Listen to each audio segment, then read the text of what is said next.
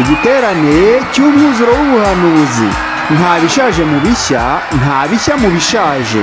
Umugambi w'Imana mu karere k'ibiyaga bigari urasohoye.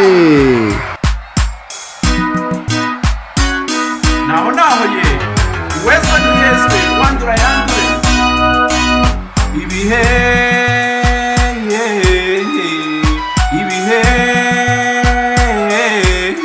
dore bya bihe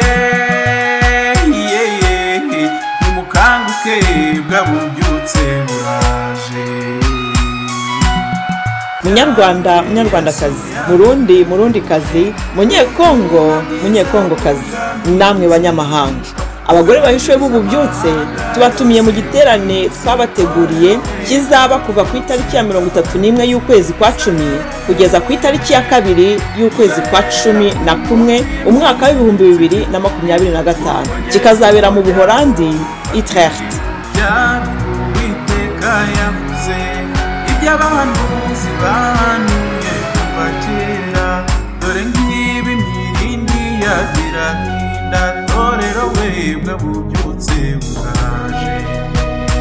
Icyo giterane kigamije gusobanura umugambi w'Imana mu biyaga bigari nk'uko wahishuriwe mwene data Marie Esther Murebwayire.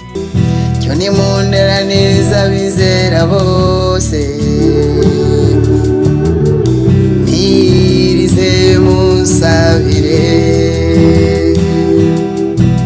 uyu mugambi w'Imana urimo ububyutse muri Afurika hagati, ubwiza bw'itorero rya nyuma n'uko igihugu gishya kizaba kimeze, ndetse no kwitegura gutaha tuva mu mahanga tukazayagarukamo tuzanye ubutumwa bw'ububyutse bufite ibihamya. Gusabye Rwanda, Burundi na Kongo, Yesu ngo bibumwandu wawe. Tuzasezerera ibishaje twinjire mu bishya nk'uko ijambo ry'Imana ribivuga muri Yeremiya igice cya 1 umurongo wa 10. Dore ngushyiriye hejuru y'amahanga n'ibihugu by'abami, kurandura no gusenya, kurimbura no kubaka no gutera imbuto. Ejo nk'iki gihe nzabwira umwami icyo nsaba. Mu gusezerera ibishaje tuzaba turi kumwe n'abakozi b'Imana b'inararibonye n'abanyepolitiki babibayemo biyemeje kubisezerera ku mugaragaro bagatangiza ibishya. Tuzatangiza kandi Rwanda, umurage utegura amateka mashya muri Kristo Yesu, Ruma mu magambo ahinnye nk'uko byahanuwe n'umuhanuzi Yesaya mu gice cya 43 umurongo wa 18 kugeza ku wa 21, ubwo yagiraga ati: ibya kera ntimubyibuke kandi ibyashize mwe kubyitaho, dore ngiye gukora ikintu gishya, ubu ko kigiye kwaduka ntimuzakimenya. Nzaharura inzira mu butayu, ntembesha imigezi mu kidaturwa.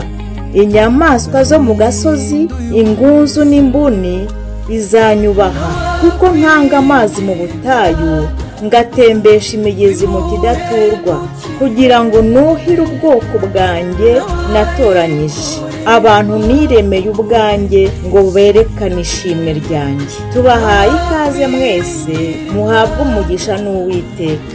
Umugore umwe wakuwe mu. Ukeneye ibindi bisobanuro wabaza kuri nimero guteranya 33 766 05 50 cyangwa guteranya 41 794 51 80 05. Na Yesu azanye impinduka mu rugamba, twaje intwaro zose z'umwuka mu rugamba. Haleluya, rugamba ari ku rugamba.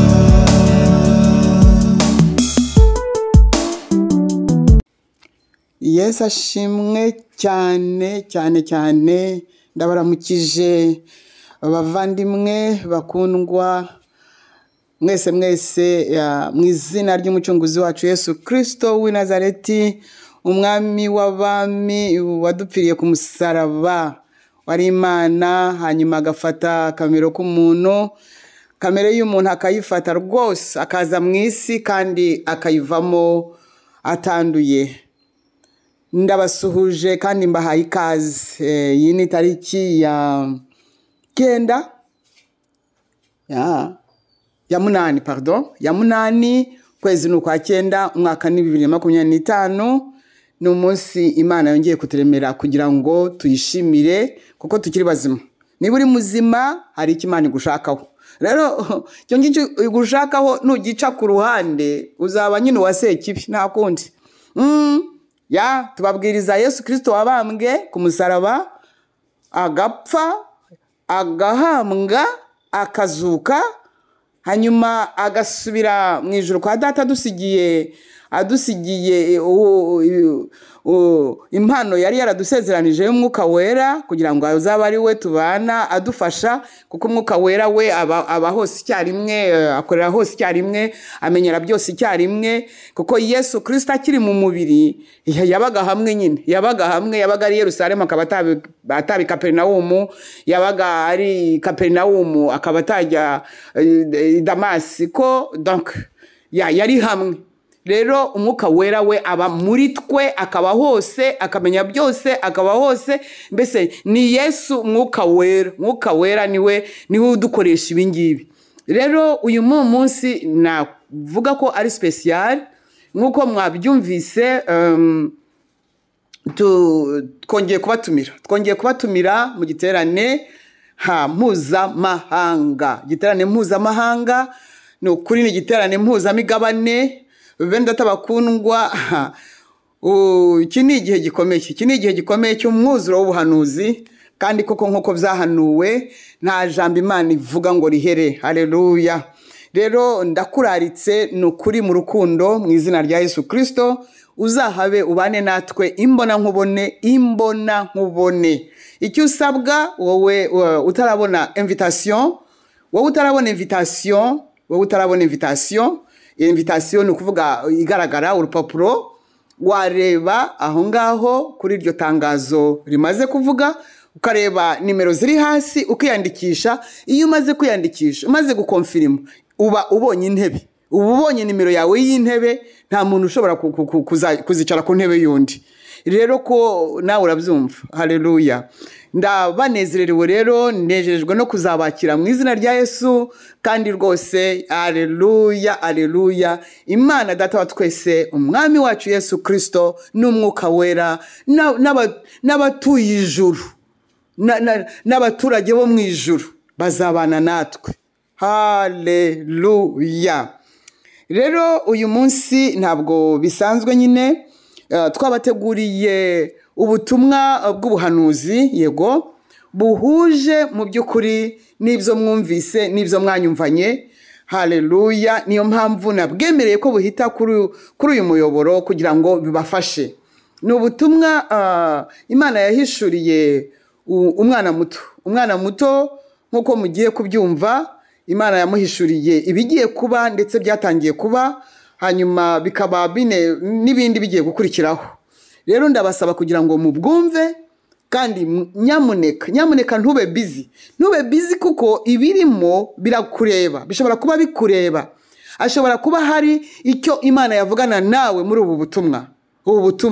Ndabakangurira mwese kububera amaso, kuko ibihe byatugwiriye, nawe urabibona. Nubwo wenda wowe data ngo utari mu mwuka data, ariko ibyo wumva n'ibyo ubona bishobora kuba ari ihoni ririmo kukuvugira kugira ngo nawe ukizwe, wakire Yesu Kristo mu bugingo bwawe. Amaraso yakwezeho ibyaha, ugaragareho ikimenyetso cy'amaraso, kugira ngo marayika w'urupfu ugiye gutambuka mu biyaga bigari, mu Rwanda, mu Burundi, mu Rwanda, muri Kongo, wowe azakunyureho, kuko abariho ikimenyetso cy'amaraso ntacyo azabatwara. Rero ndakwifuriza gukurikira ubutumwa bw'uyu munsi. Imana ikoresha abana bato, Imana ikoresha uwishaka mu buryo bwayo, igihe ishakiye, kuko Yesu yigeze no kuvuga ati nimutabukora nimudahimbaza nimutaramya n'aya mabuye Imana yahinduramo abantu beza, n'ibi biti mubona n'ibi bisimba byavamo ibihimbaza. Donc ni neza yawe, ndimo ndakubwira ko ari neza yawe, niyo mpamvu ndimo kukuvugana nawe. Ni neza yawe kugira ngo umerere neza muri iyi si, uzanabane n'Imana ubuziraherezo. Ubwo se urumva atari wowe wigirira neza? Data, ndagushimiye mu izina rya Yesu Kristo, ndagushimiye ku butumwa bw'uyu munsi. Reka buri wese asubiza agatima impembero, yisubiremo usange buri wese Mwuka Wera wateguye kugira ngo ubutumwa buzamugirire umumaro. Haleluya. Dore ibihe byasatiriye, dore abantu babuze epfo na ruguru, ibibazo ni ibibazo, abantu nta mahoro, kandi umwami w'amahoro arahari n'amahoro ye arahari, ariko abiha ubishaka. Reka utere ubushake muri aba ngaba bose, aba babaye akahebwe, ni wowe ubagarura, ni wowe ubagarura kubw'ijambo ryawe mwami rigiye kuvugwa, ni wowe ubagarura, ni wowe ubarema bushya, ni wowe ubasana, ni wowe ubazura mu izina rya Yesu Kristo, ni wowe uzana uha umuntu ubugingo buhoraho, ni wowe ukiza ubugingo, ni wowe ukiza umubiri. Haleluya. Indwara zose urazikiza, ubumuga bwose urabukiza, bwaba ari ubwo mu mwuka bwaba ari ubwo mu mubiri. Ndagushimiye ko uri Imana iri kumwe natwe, ukaba muri twe, ukabana natwe. Uwo mugisha uwo nguwo wese wateguriye ubutumwa bw'uyu munsi, mu izina ry'umucunguzi wacu Yesu Kristo. Amen. Karibu mwene data, Imana iguha umugisha. Umwuka w'Imana yansanze mwiyerekwa, arambwira ngo itorero, yari nijoro mu gicuku, arambwira ngo itorero rya Kristo rigeze igihe cyo gutaha, niyo mpamvu turi kubanza kwezwa. Rero Imana yambwiye ngo irimo reza abakoze mu buryo bw'ibanga. Nongera yambwira ngo igihugu cy'u Rwanda izagihindura isoko ry'isi yose. Isoko isi yose igiye kuzihahire mu Rwanda, u Rwanda rugiye guhinduka isoko, niko Umwuka w'Imana yambwiye. Ariko noneho ngira amatsiko yo kumenya iri soko, ariko nza kurisobanukirwa. Umwuka w'Imana shida na masizene monde egrerevo la shira grene motai ne sizaramo eregrerevo ne natine shay. Ndagushimiye kuri Imana yacu nziza. Tubaha ikaze ku biganiro byacu, kandi turabasuhuza mwese aho muri mu izina rya Yesu Kristo. Nkuko mubimenyereye murabizi ko tugenda dutegura inkuru zitandukanye, kandi inkuru zifite icyo zitumarira mu buryo bw'umwuka, ndetse no mu bundi buryo bwagira icyo budufasha mu buzima bwacu bwa buri munsi. Muri kumwe na Nkuru Nziza Theogene, kuri kamera zacu murahabona umutumirwa cyangwa se umuntu waje kuri Vision TV kugira ngo agire icyo atugezaho. Turagira tumuhe ikaze, atangira twibwira noneho tumumenye. Murakoze cyane bene data muri Kristo Yesu, kandi dusangiye n'igihugu. Ndabaramukije cyane mu izina rya Yesu Kristo. Nitwa Egide Ndabarasa, ndi umukristo, ntuye ku Gisozi, mbarizwa mu itorero rya ADEPR, paruwase ni Gasave, umudugudu ni ku Mukenke. Yesu rero abaho umugisha, nje hano kugira ngo ntangaze ubutumwa nahawe n'Imana yo mu ijuru. Imana yaremye ijuru n'isi, yampaye ubutumwa. Mpitamo rero kuza kubutangaza ahangaha, kuko murabona igihe cya none ntago itorero riri mu bihe byoroshye, mu gihe cya coronavirus. Ni igihe rero social media ari bwo buryo bworoshye bwo kugira ngo abantu bamenye icyo Imana ivuga mu buryo bworoheje. Rero Imana iracyavuga nubwo turi mu bihe bikomeye, ariko Imana iracyavuga kandi iracyakora. Nayo mpamvu yamvugishije. Ubutumwa rero nahawe ni ubutumwa ku itorero rya Kristo, ndetse no ku gihugu cyacu cy'u Rwanda. Ubwo butumwa rero nahawe kuza kubutangaza hano, no kugira ngo bongere abantu babumenye Imana yigize kujya buvuga no mu kandi kanwa k'abandi bahanuzi ariko kandi n'ubu ngubu yacyabisubiramo kuko itavuga rimwe kandi ntivuge kabiri gusa ubwo rero nanjye nje hano kubutangaza kugira ngo mwongere mwibuke icyo Imana yavuze kuri itorero ry'Imana nkuko bivuga ndetse no ku gihugu cyacu cy'u Rwanda rero Yesu abaho umugisha ko tuzabana n'ubutumwa tukabumenya tukabukurikirana n'umugisha kugira ngo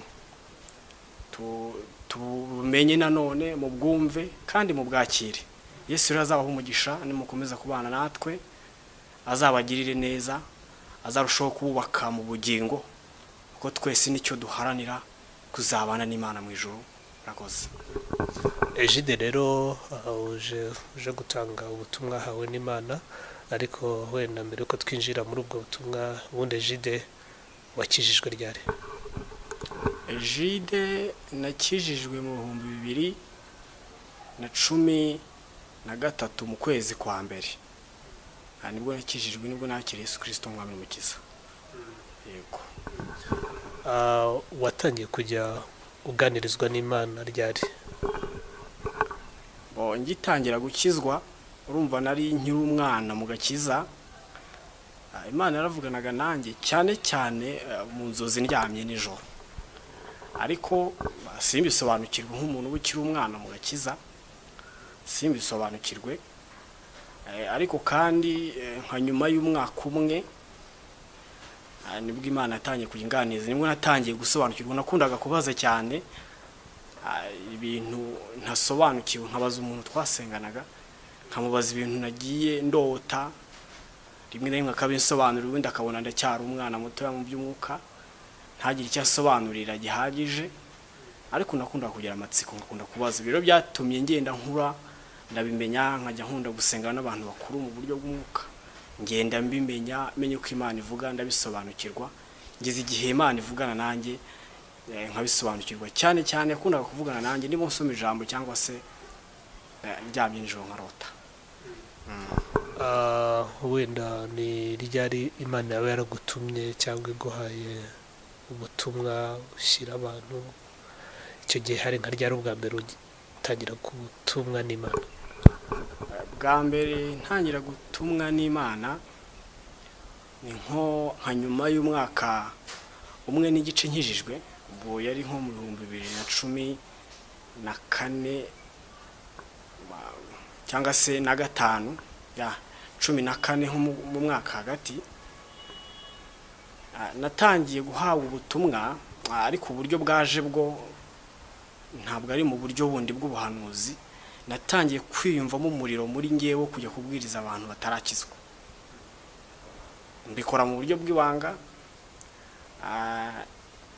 nkajya mfata Bibiliya mfite akabibiliya gatoya nkajya mfata Bibiliya nkajya kubwiriza abantu mu muhanda nkabwiriza abantu mu muhanda nkababwira ibya Kristo ijambo ry'Imana akurumva sinabikoraga mu buryo bw'ubuhanuzi nabikoraga ahubwo mu buryo bwo kwigisha ijambo ry'Imana numvaga nyotewe cyane nuko abantu bataramenya Yesu kandi ngiye naramumenye ni muri ubwo buryo bwa mbere natangiye gutumwa n'Imana yego Ejide wakurira abona ukiri mutoya ubundi ufite imyaka ingahe ubu nibyo ndacyari mutoya mfite imyaka 23 y'amavuko yego rero hari abantu bibaza ngo iyo umuntu azanye ubutumwa abuhabwa ati wabuhawe mu nzozi bwo ugiye kutugezaho mwiyerekwa cyangwa n'uwo muriro wakujemo wumva ushaka kuza kuvuga ibyo Imana iguhaye akoze cyane ubu rero ubu butumwa bwo butandukanye n'ubwo buryo bwa mbere nagiye njya kubwiriza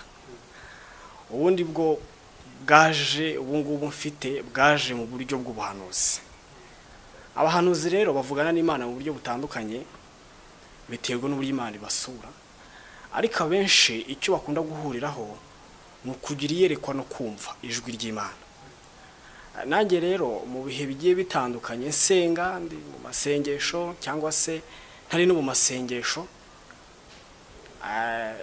nagiye numva ijwi cyangwa se ubundi nkerekwa nkahita menya icyo Imana imbwiye ariko mbere yuko ibi byose bibaho cyane yigize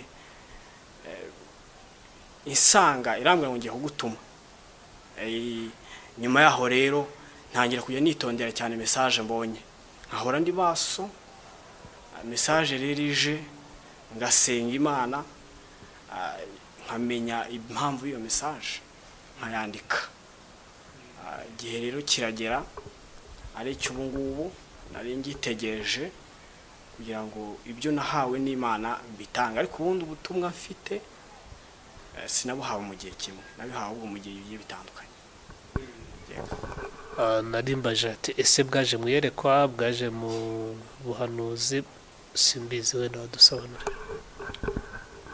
Bwaje bwa mbere mu iyerekwa, ubwa mbere nakiriye nkandika bwaje mu iyerekwa. Akiryo yerekwa ryari mu gicuku amasaha ya mu gitondo ngiye kubyuka nka saa 11, ubwo ni bwo bwa mbere bwaje buza mu iyerekwa ariko rya nijoro ryamye mu nzozi ndabona, ubwo ni bwo bwa mbere bwaje. Hanyuma ubundi bwo nagiye numva ijwi cyangwa se ubona none nkungira nkerekwa ku manywa cyangwa se na nijoro ryamye.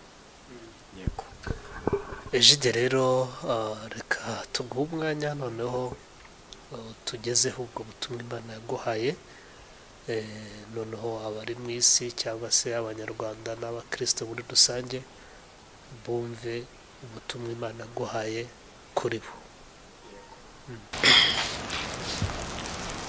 Murakoze cyane, reka dutangire dushima Imana hanyuma twumve icyo Imana yatubwiye hanyuma tugisobanukirwe. Reka dusenge. Mana Data, Mana yo mu ijuru, yaremye ijuru n'isi, uri Imana y'ukuri. Uravuga rimwe, kabiri ndetse n'izindi nshuro nyinshi.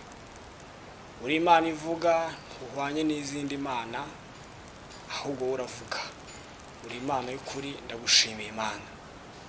Uduhaye umwanya kugira ngo tuvuge icyo akanwa kawe kavuze kakatubwira, ugambiriye kugira ngo abantu basobanukirwe icyo utekereza n'imigambi yawe kari myiza.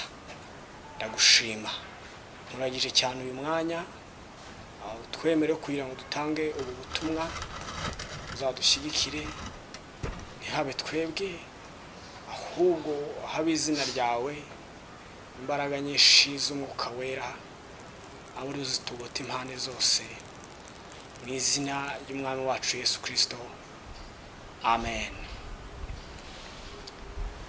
Ndabashimiye cyane rero bene data, uko natangiye mbivuga babwira amazina yanjye, nongeye kubashimira kubw'uyu mwanya utanze kugira ngo murebe munumve ubutumwa bw'Imana. Ubutumwa rero n'ubw'Imana si ubw'abantu, ni nayo mpamvu abantu dukwiriye kubwumva tukanabwumvira, kandi murabizi ko ubutumwa bwose bugenzuzwa cyangwa se ubuhanuzi bugenzuzwa na Bibiliya. Ubwo rero namwe nahanyu kugira ngo ibyo mwumvishije amatwi mu bugenzuze ijambo ry'Imana. Dutangiye dusenga rero, hanyuma reka dutangire mbabwira ubwo butumwa. Ubutumwa mfite rero nabuhawe kubuhereza itorero rya Kristo ndetse n'igihugu cyacu cy'u Rwanda. Mpamvu natangiye suhuza abakristo ndetse n'abanyarwanda bo dusangiye igihugu. Nanjye ndi umunyarwanda, mfite ubwenegihugu, niho navukiye mu gihugu cy'u Rwanda. Ubwo rero bene wacu nabo abakijijwe n'abadakijijwe bagomba kubumenya ubutumwa. Ubutumwa mfite rero bufite titre cyangwa se umutwe w'amagambo uvuga ngo u Rwanda mu mateka ya Bibiliya. Ndabisubiramo, u Rwanda mu mateka ya Bibiliya. Ubu butumwa nahawe buri mu bice bibiri. Igice cya mbere cyangwa se parti ya mbere iravuga ngo ibihe bya nyuma ku itorero rya Kristo. Parti ya kabiri ikavuga ngo u Rwanda mu gihe gishya ndetse n'izina rishya. Iyi parti ya mbere niyo duheraho tubisobanura. Parti ya mbere y'ibihe bya nyuma ku itorero rya Kristo tuzavugamo udupointi tune. Point ya mbere ni ibimenyetso bibiri bya nyuma bizaboneka mbere y'uko itorero ryimurwa. Ibyo bimenyetso bibiri narabihawe. Hanyuma icya kabiri tuzavugaho iby'umwuka wa Eliya ugiye kugarurwa mu isi n'ibizawuranga. Umwuka w'umuhanuzi Eliya, abantu basoma Bibiliya muraza kwita mu byumva. Eliya wahanuwe na Maraki n'umuhanuzi Maraki. Eliya uvugwa mu bami mu bitabo by'abami ba mbere ndetse n'aba kabiri. Uwo mwuka w'uwo muhanuzi, umwuka w'Imana yambwiye yuko ugiye kongera ukagarurwa mu isi. Icya gatatu tuzavugaho ni ibihe bine bizaboneka mu gihugu cy'u Rwanda. Ni ibihe bine bigiye gusohora muri iki gihugu cy'u Rwanda. Ibyo bihe bine tuzabivugaho. Rero abanyarwanda twese abazi Imana yo mu ijuru bakayubaha n'abatayizi bagombye kumenya ubutumwa kuko bubareba. Icya kane tuzavugaho iby'integuza yo guteguriza ububyutse bugiye kubaho. Ni iby'integuza igiye kuza igateguriza ububyutse bugiye kubaho mu isi. Iyo nteguza rero si umwuka wundi muntu runaka, ahubwo ni umuntu ugiye guhagurutswa n'Imana. Iyo nteguza rero tuzayivugaho turebe n'ibizayiranga n'aho izaba iherereye, igihugu izaba irimo. Niyo nteguza ese ni umuntu cyangwa se ni ikindi kindi, ariko ni umuntu. Hanyuma muri parti ya kabiri ivuga ngo u Rwanda mu gihe gishya n'izina rishya, ho nivuga neza igaragaza neza umugambi w'Imana ku gihugu cyacu cy'u Rwanda. Ni umugambi mwiza, ni ukuri Imana yo mu ijuru ishimwe kuko yatugambiriyeho ibyiza nk'abanyarwanda. Rero u Rwanda mu gihe gishya, Imana yambwiye yuko izinjiza u Rwanda, iki gihugu cy'u Rwanda izakinjiza mu kindi gihe gishya gitandukanye n'igihe turimo, ni ikindi gihe. Hanyuma muri icyo gihe rero yavuze yuko yambwiye yuko izaha igihugu irindi zina rishya. U Rwanda rero mu gihe gishya tuzavugamo ibintu bitatu: kubakira igihugu ku rufatiro rw'ukuri. U Rwanda ishimwe ry'Imana. U Rwanda ni ishimwe ry'Imana, tuzabivugaho. Gatatu tuzavuga umugambi mwiza ku gihugu cy'u Rwanda. Muri icyo parti ya kabiri tuzavugamo utwo tuntu dutatu. Twongere tuvuge n'izina rishya Imana izaha igihugu cy'u Rwanda. Ariko ahantu byumvikane neza, byumvikane uko biri.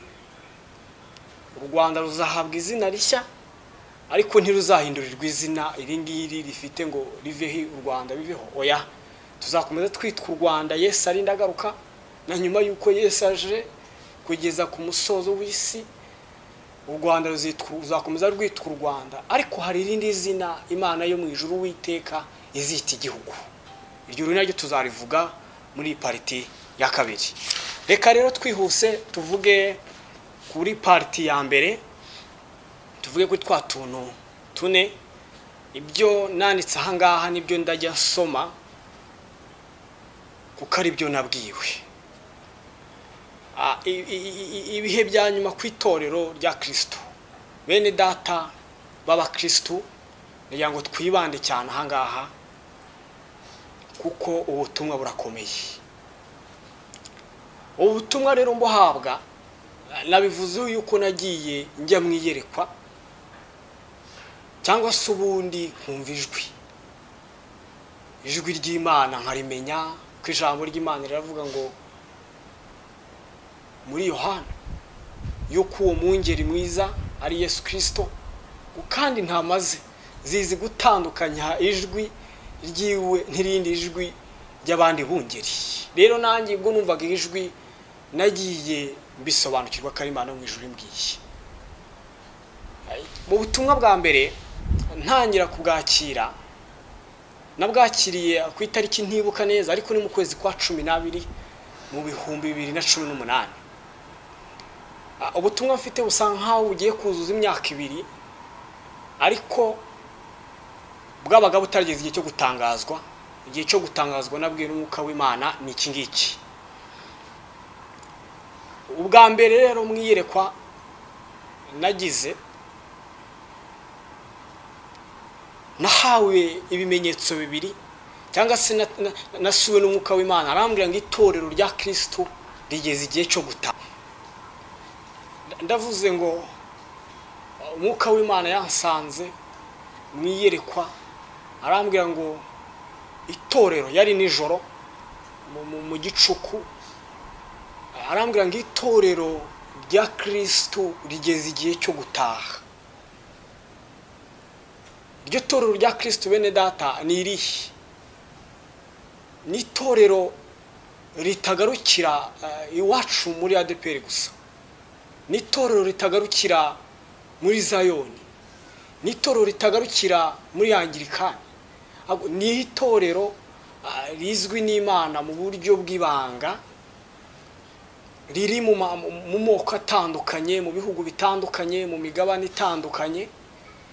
Iryo torero ririmo rizwi n'Imana yo mu ijuru.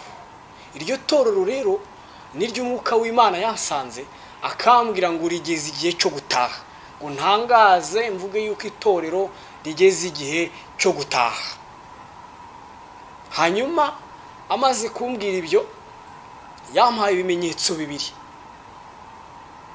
Ni nayo mpamvu umutwe w'amagambo kuri akambere uvuga ngo ibimenyetso bibiri bya nyuma bizaboneka mbere yuko itorero ryimurwa. Ibyo bimenyetso bibiri yampaye rero, yambwiye ngo nibyo bimenyetso bya nyuma bibiri, nibisohora niko gutaha ku itorero.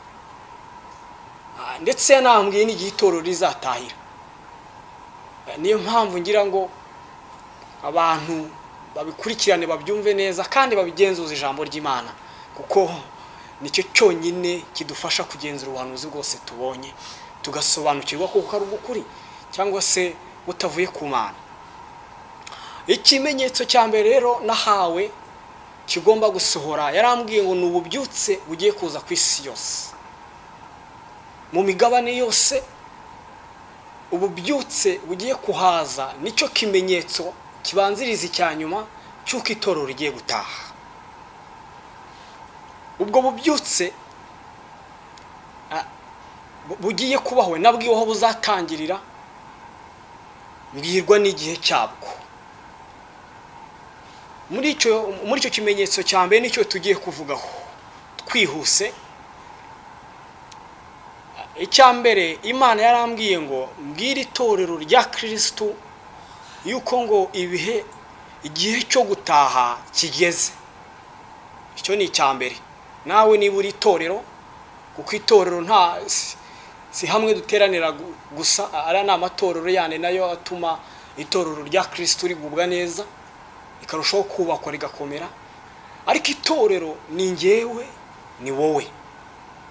Twe twizera ijambo ry'Imana, tukayoborwa naryo, tukaba twarakijijwe n'umwami Yesu, ni twebwe itorero. Njyewe nawe tugeze igihe cyo gutaha.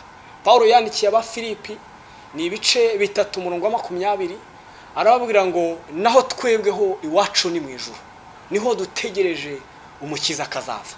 Iwacu si hano mu Rwanda, iwacu si hano mu isi, iwacu si muri Afrika n'indi migabane wawuherereyemo, oya iwacu ni mu ijuru twebwe abakijijwe abavutse bwa kabiri iwacu ni mu ijuru. Rero aho ngaho iwacu tugeze igihe cyo gutaha. Icya kabiri, Imana yarambwiye yuko ububyutse igiye kohereza mu isi yose ari ikimenyetso cya nyuma ko Kristo aje kwimura itorero. Gatatu, arongera arambwira ngo ibyo nkubwiye byahanuwe kera kose n'abahanuzi muri Bibiliya. Arabisobanurira mpani byanditswe kuva kera kose mu isezerano rya kera, ibihe byo gutegura ububyutse cyangwa se ububyutse bwagiye bugaragazwa. Bwa mbere yasobanuriye, yambwiye ko mu isezerano rya kera mu gihe cy'umuhanuzi Yesaya aribwo byahanuwe bite rero. Nibyo ngira ngo mbasobanure nkuko nanjye nabibwiwe. Iyo usomye kuva mu gitabo cy'Itangiriro ukageza mu gitabo cya Malaki, niho isezerano rya kera rirangirira. Iyo usomye ibitabo uko bigenda bikurikirana, usanga igihe cya Yesaya, cy'umuhanuzi Yesaya, ari cyo gihe havuzwe Kristo cyane kuruta ikindi gihe cy'abandi bahanuzi. Ibyo muzabiverifiya namwe nimusoma Bibiliya cyangwa mwarasomye muzabibona. Ubundi ububyutse ni iki? Ububyutse ni igihe habaho imbaraga cyangwa se umwuka w'Imana abwiriza abantu imbaraga zo kwihana ibyaha mu buryo budasanzwe. Ubundi nibwo bubyutse, abantu bakihana bakava mu byaha, nibwo bubyutse. Ariko ibyo Kristo ababwiriza abantu ngo bavuge, bigishe, bavuga butumwa n'abahanuzi bahanure, baba bavuga Kristo. Kuva mu Itangiriro kugeza muri Malaki, bari abahanuzi bose n'ibyanditswe byose byavugaga Kristo, ariko bikamushushanya uzaza, akazaza agaragara tukamubona. Noneho mu gihe cy'umuhanuzi Yesaya, niwo muhanuzi wahanuye Shami niwe Kristo, ahanura ijambo ry'agakiza kandi arihanurira isi yose, ahanurira isi kizakira agakiza. Ako gakiza rero nta wundi ni Yesu. Yesu niwe mukiza wacu. Uwo rero Yesu wavugaga agahanurwa n'abahanuzi babibwirijwe n'umwuka bakavuga Kristo. Icyo nicyo cyagaragazaga ububyutse, ariko bagaragazaga ububyutse batarabona ngo nabo binjiremo, gusa bumvishaga amatwi ibya Kristo. Icyo gihe cya Yesaya rero nibwo havuzwe Kristo cyane kuruta ikindi gihe cy'abahanuzi amuhanura. Umwuka w'Imana arambwira ngo icyo bwacyo n'ububyutse, isi yari yacyo ububyutse bumvishaga amatwi agakiza cyane kuruta ikindi gihe cy'abahanuzi. Ambwira yuko rero icyo gihe cyari igishushanyo cyangwa se igicapo cy'ibindi bizagaruka mu isezerano rishya. Ubwo nibwo buryo bwa mbere nasobanuye ko byahanuwe mu gihe cya kera. Haleluya. Bwa kabiri kandi, Imana imicyanditswe, cyo kiri mu gitabo mu butumwa bwiza bwanditswe na Matayo, ibice 24 n'umurongo wa 14. Umutwe w'amagambo aravuga ngo ibyerekeye kurimbuka kwa Yerusalemu no kugaruka kwa Yesu. 14 haravuga ngo kandi ubutumwa bwiza bw'ubwami buzigishwa mu isi yose ngo bube ubuhamya bwo guhamiriza amahanga yose, nibwo imperuka izahera ko ize. Amen. Kandi ubu butumwa bwiza bw'ubwami cyangwa se ubutumwa bwiza bukiza abantu ibyaha, mbere yuko imperuka iza buzabanza bubwirizwe amahanga yose. Nicyo cyanditswe cya mbere yampaye gikurikiye kiriya cyo kwa Yesaya, kigaragaza ukuntu mu bihe byo kugaruka kwa Yesu hazabanza kubwirizwa ubutumwa bwiza bw'ubwami, tubifashijwemo n'imbaraga nyinshi z'umwuka we. Ubwo nibwo bubyutse, igihe abantu bahagurukira kwigisha ubutumwa bwiza, kuko ubutumwa bwiza nibwo butumwa bwonyine bushobora kubatura umuntu mukamukura mu cyaha, mukamukura mu ngoyi ya Satani. Hano ngo imperuka izahera ko yize. Iyo tuvuze imperuka cyangwa Bibiliya ikigisha imperuka, ntabwo bivuze imperuka y'isi. Yego mu byahishuwe no muri Daniel bavuga imperuka y'isi, ariko iyi mperuka ntabwo ari imperuka y'isi, ahubwo ni imperuka y'itorero. Amen. Itorero nirimara no kwimurwa rikajya iwabo, isi izakomeza ubuzima bwayo, yishime, inezerwe, ikora ibyaha, yishimire mu byaha. Gusa ibyo byishimo byo mu byaha ntabwo byubahisha Imana. Hanyuma rero kugaruka kwa Yesu yavugaga, ni ku mutwe w'amagambo uvuga, yavugaga ibyo kugaruka kwe n'ibyo yavugagaho. Aravuga ngo mbere y'uko ngaruka rero ijambo rizabanza ribwirizwa amahanga, hanyuma nirimara kuhagera rimaze kubwirizwa ayo mahanga yose, ngo nibwo ngiyewe Kristo nzaza nkimura itorero. Ibyo ngibyo impamvu yo kugira ngo bukwirakwizwe mu isi yose ni ubuhamya, no kugira ngo buhamirize amahanga ngo dore nabahaye ijambo ribakiza, none amahanga agakiza kagiye kubakurwamo. Icyo nicyo cyanditswe cya mbere numvise nahawe n'umwuka w'Imana. Icyanditswe cya kabiri kandi kiraboneka muri Matayo ibice 25 kuva ku murongo wa mbere kugeza kuri 13, n'urupapuro rumwe. Iyi nkuru murayizi, ni umugani w'abakobwa 10. Haravuga ngo icyo gihe ubwami bwo mu ijuru buzagereranywa n'abakobwa 10 bajyanye amatabaza yabo bajya gusanganira umukwe. Ariko muri abo 10, 5 bari abapfu, abandi 5 bari abanyabwenge. Abapfu bajyanye amatabaza yabo ntibajyana n'amavuta, ariko abanyabwenge bo bajyana amavuta mu mperezo zabo hamwe n'amatabaza yabo. Umukwe atinze bose barahunikira, barasinzira. Ariko nijoro mu gicuku habaho urusaku ngo umukwe araje, nimusohoke mumusanganire. Maze babakobwa bose barahaguruka baboneza amatabaza yabo.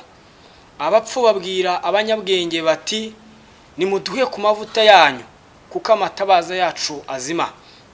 Ariko abanyabwenge barabahakanira bati, oya, ntiyadukwira twese, ahubwo nimujye mu bahanjuzi muyigurire.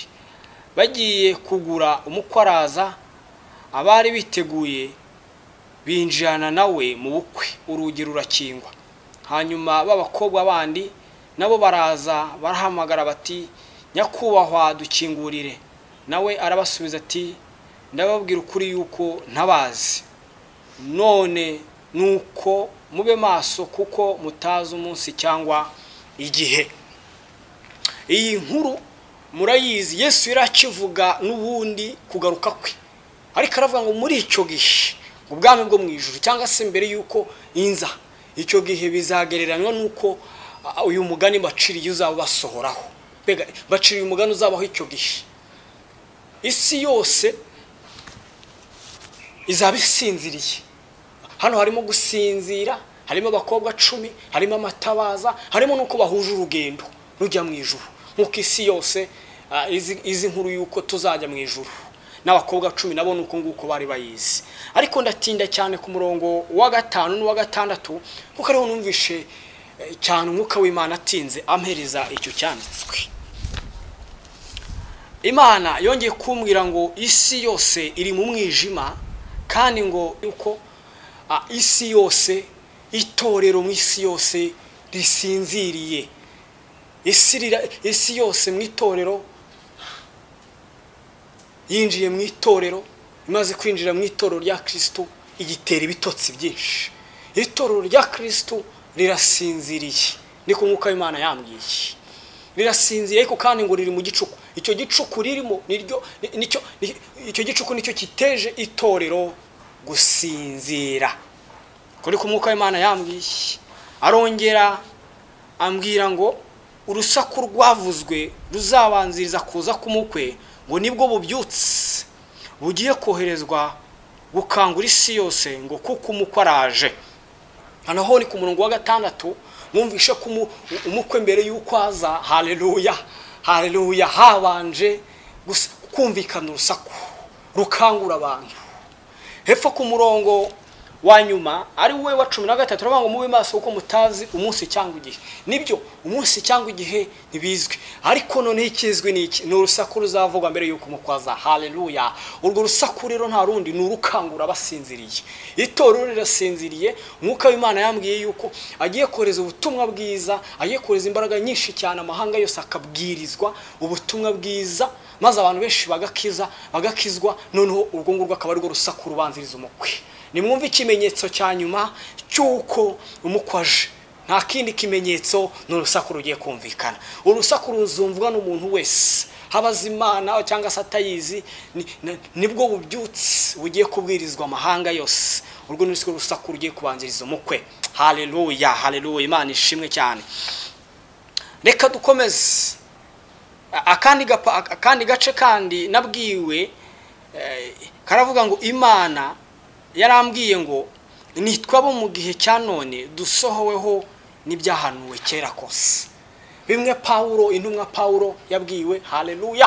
Intumwa Paulo yabwiwe ibya Yohana babwirwaga, ibyo Daniel yeretswe, ibyo Yohana yeretswe mu byahishuwe, ariko kirwa Ipatimo barabibwiwe bagira ngo Yesu agiye kwitagaruka, kandi ibyo babwiye byarasohoye. Ariko none umwuka w'Imana arambwira ngo ni twebwe turi mu gihe cya nyuma, ni twebwe dusohoweho n'ibyo Bibiliya ihanura. Kera kose babihanuye n'abahanuzi muri Bibiliya. Yongeye kumbwira yuko ubwo bubyutse izabugabanya mu bihe bibiri. Haleluya, haleluya. Ubwo bubyutse Imana yambwiye ku bwayo izabugabanya mu bihe bibiri. Muzirikane yuko ububyutse ni ikimenyetso kibanziriza umukwe kuza, nirwo rwa rusaku. Haleluya, haleluya, rugiye kubanziriza umukwe kuza. Umukwe nta wundi ni Kristo Yesu, natwe turabageni, nanjye ndi umugeni nawe uri umugeni. Rero umukwe aje kutureba, ariko mbere yukaza ngo hari urusaku rugiye kubanza rukavuga. Urwo rusaku rero ruzumvikana mu isi yose, nta rundi si urusaku ruhabura abantu, ahubwo ni urusaku rukangura abasinziriye. Abasinziriye ni bandi? Ni itorero rirasinziriye, kuko isi yose iri mu mwijima. Rero uko iri mu mwijima byaduteye gusinzira, twarahunikiye turasinzira. Ariko rero urusaku rugiye kumvikana ruragukangura, nanjye runkangure, mukangure isi yose. Ubu byutse rero nabwiwe buzagabanywa mu bihe bibiri. Ibyo bihe bibiri narabibwiwe, ndabwirwa ngo igihe cya mbere ni igihe cy'umuhanuzi Yesaya, ndongera ndabwirwa ngo igihe cya kabiri ni igihe cya Yeremiya. Nibyo bihe bibiri ubu byutse buzongera bukigabanyamo. Bene data, ndagira ngo mbabwire ngo isezerano rya kera ni igicapo cy'isezerano rishya. Haleluya. Ni igicapo cy'ibyagombaga kuba mu isezerano rishya. Rero n'iki gihe cya Yesaya n'igihe cya Yeremiya byari igicapo cy'ibindi bihe bizaza. Kristo akavugwa cyane mu isi yose, agakiza abantu. Nibyo bihe bibiri tugiye kuvuga cyane noneho ku gihe cya mbere cy'umuhanuzi Yesaya. Bene data, ndagira ngo mbabwire ngo iki kimenyetso cyitonerwe cyane, kubera yuko ninjye nawe tuzagisohoramo. Ndagira ngo mbabwire ngo ninjye nawe tugiye kuvuga ubwo butumwa. Statistike zagaragaje yuko ni mu myaka itambutse itari myinshi, zagaragaje yuko mu isi yose muri miliyari dufite zirenga 7, byibuze 1/2 kirenga cy'abantu bari mu isi batazi Kristo, batazi ijambo rikiza yibakura mu byaha, bakiri mu mwijima. Urumva rero abantu barenga miliyari 4 ninjye nawe tugiye kubabwiriza, n'undi mwene data uri muri Afrika, uri mu Burayi, uri muri Aziya, uri muri Amerika, uri muri za Australia, twese n'abandi bari mu birwa. Ninjye nawe aho uherereye hose, uko ubyutse buzakugeraho. None igihe cya mbere rero, igihe cya Yesaya, reka tukivugeho. Nabwiwe yuko igihe cya Yesaya kari cyo kizabanziriza icya Eliya, kandi icya Yeremiya, icya Yeremiya twagitangiye tukirimo. Mumbabarire, nabwiwe yuko igihe cya Yesaya tukirimo kandi aricyo kizabanziriza icya Yeremiya.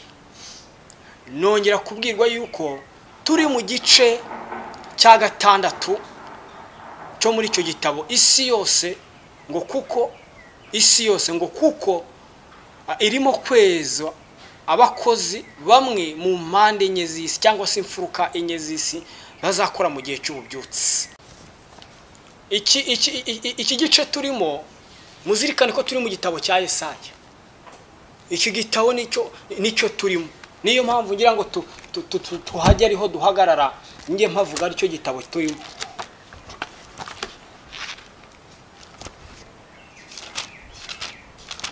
Akagatire karatubwiye ngo turi mu gice isi yose kuko twari mu gihe cya Yesaya cyarongeye kiragaruka tukirimo.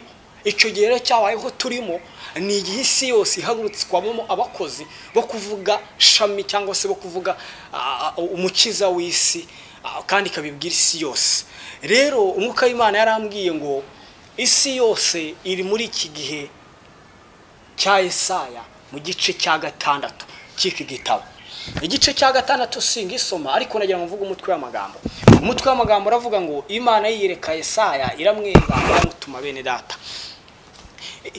Hano Yesaya yari arimo yezwa hanyuma aratumwa. Nyuma yuko yamaze kwezwa nibwo yahanuye shami, nibwo yahanuye agakiza kuruta ikindi gihe cyose.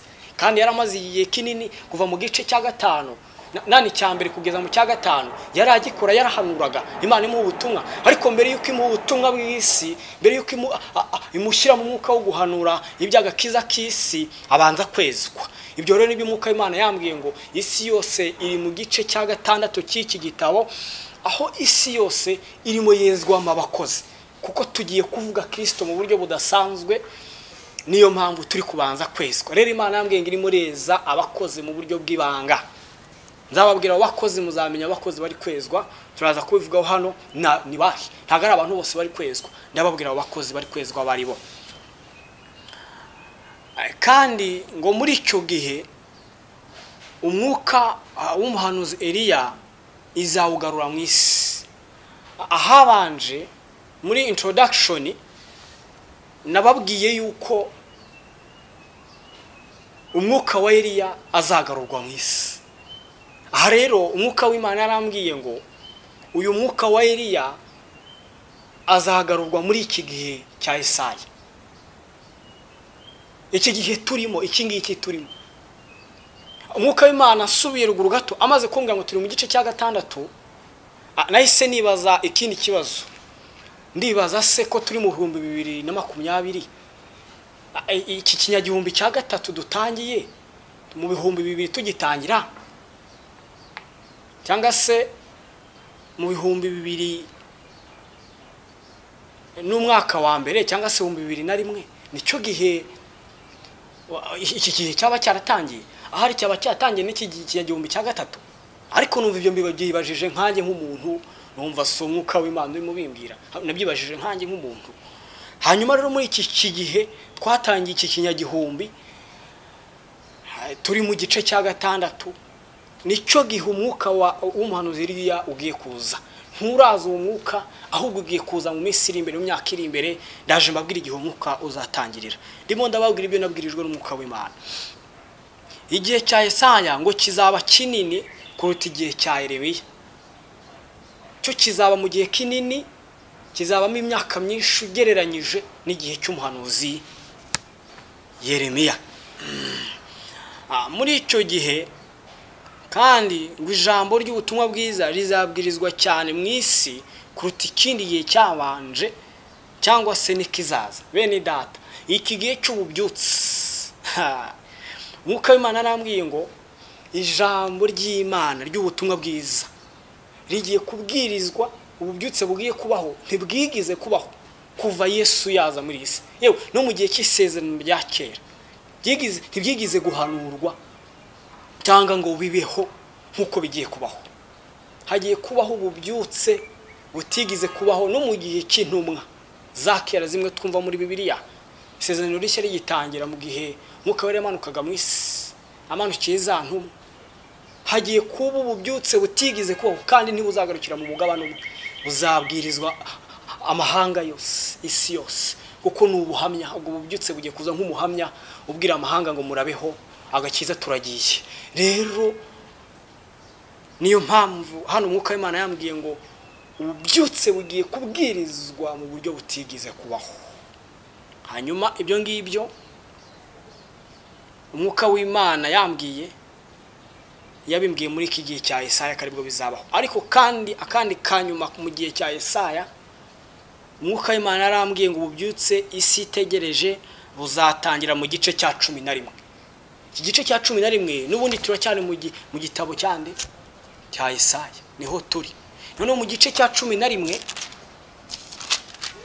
nibwo ngo ububyutse buzaza isi itegereje. Haleluya. Ntago ari kera, nimwigira ngo ni kera. Kuva mu bice 6 turimo ubu ngubu kugeza ejo bundi mu gice cya 11 tugiye gusohora, murumva haciyemo ibindi bice nka 5. Ibice 5 byo tugiye gusoramo turindiriye ububyutse. Tugiye kubaho turindiriye ububyutse. Haleluya. Igice cya 11 rero Yesaya hanura ibyerekeye ishami wa Yesaya. Ndasomamo nk'imirongo 2. Mu gitsina cya Yesaya hazakomokamo agashami, mu mizi ye hazumburamo ishami rye ryera imbuto. Umwuka w'Uwiteka azaba kuri we, umwuka w'ubwenge n'ubuhanga, umwuka wo kujya inama n'uw'imbaraga, umwuka wo kumenya Uwiteka n'uwo kumwubaha. Umurongo wa 2 nsa nkugarukiraho, ariko hano niho harimo bavuga umwuka ugiye kuzaba kuri shami, cyangwa se umwuka ugiye kuba muri iki gihe cy'ububyutse. Ni igihe cy'umwuka ugiye kuza, ni igihe isi yose igiye kwakira umwuka. Muri iki gice cya 11 ahangaha niho ububyutse buzatangirira. Uko niko umwuka w'Imana yambwiye. Kuri B tugiye kuvuga ku gihe cy'umuhanuzi Yeremiya.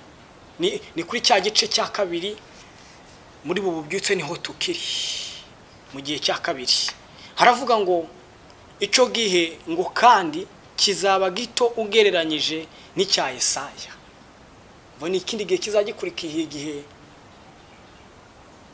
cya Yesaya.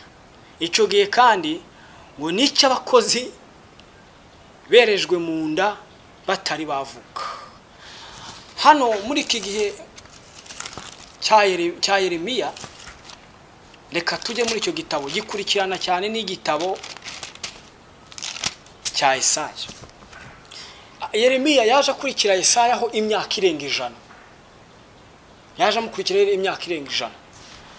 Iki nawe rero aje ahanura ibyashami mu gihe abisirayeli bari barimo bajyanwa mu bunyage i Babuloni. Nibo uyu Yeremiya yahagurukijwe. Aho abwirwa n'Imana gutumwa. Imana iramubwira ngo burya narakwejeje. Kandi impamvu nakwejeje guhanurira amahanga. Bene data. Ahangaha Yeremiya yatangiye gukomplaininga Imana avuga ngo nge narakwejeje utaravuka. Ibyo urimo uvuga ngo ntuzankorera, nge narakwejeje naragutunganyije utaravuka. Ntago nge nabyumva nk'Uwiteka, kuko ngiye uko bigenda kose icyo nkubwire cyose uzakivuga. Ariko yaravuga ngo ndi umwana gusimba isobanukiwe. Ariko icyo nshaka gutindaho ni point ivuga ngo nakwejeje utaravuka, cyangwa se ni igihe, icyo gihe azaba ari igihe abakozi bazagikoramo bazavuka barerejwe mu nda. Urugero wasanga nk'umwana nzabyara, cyangwa se n'undi we uzageza icyo gihe azabyara, uzaba mu gihe cy'ububyutse, gihe cya Yesaya. Abana bazavuka bagakora mu gihe cya Yeremiya n'abazabarerejwe mu nda. Ariko bitandukanye n'igihe cya Yesaya. Iki gihe turimo ni igihe abakozi bari kwezwa bariho. Ubu bariho, ntabwo ari abataravuka, oya, n'abariho ubu ngubu. Abariho ubu nibo bari kwezwa. Noneho mu gihe kindi cya 2 cya Yeremiya n'abazaba barerejwe mu nda. Amen. Hanyuma ikindi gihe, icyo gihe ikindi mwuka w'Imana yambwiye muri icyo gihe, yarambwiye ngo icyo gihe ngo kizakurwaho no kwimura Imana. Icyo gihe kizakugwaho no kwimura Imana. Imana irongera irambwira ngo icyo gihe kandi hazabamo akarengane kuba Kristo kuruta igihe cya Isaya. Mu gihe cya Isaya tuzahura n'akarengane, tugiye kurengana gukora ubutumwa bwiza. Ibyo rwose tubyitegura, nubwo mpamvu ububyutse ariko harimo n'akarengane, nubwo n'ubu gasanzwe ariko kagiye kubaho. Ariko mu gihe kizakurikira igihe cya Isaya, aricyo gihe cya Yeremiya, hazaba akarengane karuta ako mu gihe cya Isaya. Amen, haleluya. Iki gihe rero cyo kwimura Imana ni ikimenyetso cya kabiri nabwiwe, kizaza gikurikiranye n'igihe cya Yeremiya. Icyo kimenyetso cya kabiri muri bya bimenyetso bibiri mfite byo kugira ngo itorero bizabanziriza itorero, cyangwa se ibimenyetso bya nyuma bigaragaza ko itorero rigiye gutaha.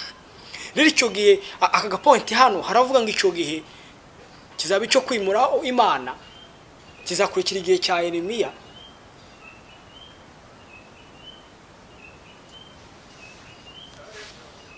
Kizaba ari ikimenyetso cya kabiri, ariko kizaza kimura igihe cya Yeremiya.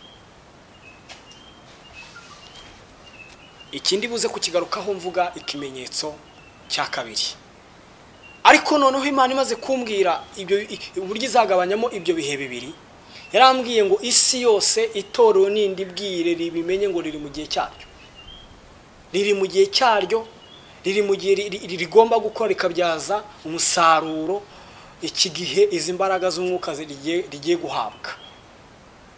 Iyindi wuru bagiye kumva bayiprofite, kuko igihe cyo kwimura Imana aricyo kimenyetso cya kabiri, ngo si igihe cyacu nk'itorero. Bene data, bayobozi bacu b'abashumba, bantu bo mu mpano itandukanye wahawe, Imana iragira ngo ikubwire ngo uri mu gihe cyawe cya nyuma, kandi uri mu gihe cyawe, uri mu gihe ushyigikiwe, uri mu gihe uhawe imbaraga, uri mu gihe utumwe n'Imana. Haleluya, haleluya, haleluya. Uri mu gihe utumwe n'Imana. Nuko rero korana imbaraga. Uko ubwo bubyutse buzagenda naho buzaturuka. Haleluya. Imana imaze kumbwira ko ubwo bubyutse izabugabanya mu bihe bibiri. Yambwiye uko buzagenda, ndetse imbwira yuko imbwira n'igihugu buzaturukamo. Ububyutse bw'isi buzaturuka. Imana irongera irambwira ngo igihugu cy'u Rwanda izagihindura isoko ry'isi yose. Isoko. Isi yose igiye kuzihahire mu Rwanda. U Rwanda rugiye guhinduka isoko. Niko Mwuka Imana yambwiye. Ariko noneho ngira amatsiko yo kumenya iri soko, ariko nza kurisobanukirwa. Umwuka w'Imana arimbwiye, arambwiye ngo ni isoko ry'iby'umwuka, cyangwa se ibyo twakwita spiritual market. Hamwe isi yose igiye kugiha iza guhaha iby'umwuka hano iwacu. Isi yose igiye kuza igiza guhaha gukiranuka iwacu. Nagize iyerekwa rero, mbwirwa uko ububyutse buzagenda buzakwira mu bihe bine by'isi. Njya mwiyerekwa, ntago nibuka neza icyo gihe, ariko ni nko mu gihe, ni nko mu kwezi kwa gatatu 2019, ariko sinibuka itariki. Nanone nagize iyerekwa mu gicuku, nanone ngiye kubyuka.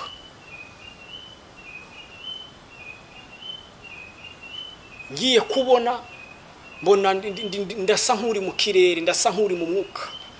Mbona mpagaze hejuru y'ikirere cy'u Rwanda, nkuko wazamuka mu kirere, ngo mbona ndi mu kirere, ariko nkabona ndimo ndareba imigabane.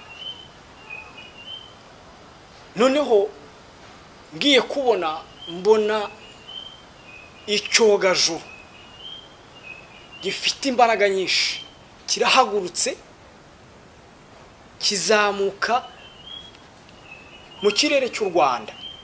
Mbona kigeze hejuru yacyo, kuko njye nabonaga mperereye mu majyepfo y'igihugu cy'u Rwanda. Ngo hanyuma mbona turaringaniye n'icyo cyogajuru. Ngiye kubona mbona kirashwanyutse, mbona havuyemo umuriro, ariko nabonaga kizamukanye imbaraga nyinshi.